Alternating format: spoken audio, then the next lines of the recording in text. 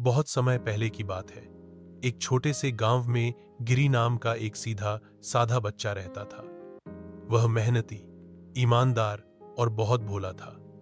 उसके माता पिता बचपन में ही चल बसे थे और वह खुद ही खेतों में काम करके अपनी जिंदगी चलाता था। एक दिन गांव में एक नया व्यापारी आया, अमीराम जी नाम के। जैसे ही वे दिखावे में बहुत अमीर और दयालु लगते थे। उन्होंने गांव में सबको बताया कि वह गरीबों की मदद करने आए हैं। गिरी बच्चा ने जब यह सुना तो वह बहुत खुश हुआ और बोला, शायद अब मुझे भी कुछ मदद मिल जाए। अमीराम जी ने गिरी से कहा, तुम बहुत मेहनती हो।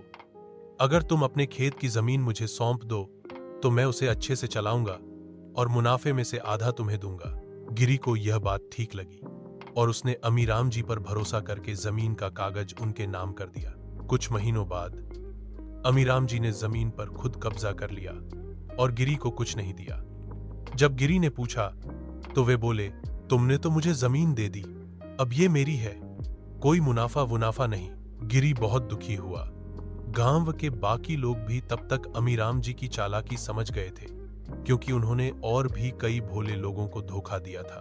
तब गांव के बुजुर्गों ने पंचायत बुलाई। गिरी ने अपनी बात सबके सामने रखी। अमीराम जी के झूठ का पर्दाफाश हो गया।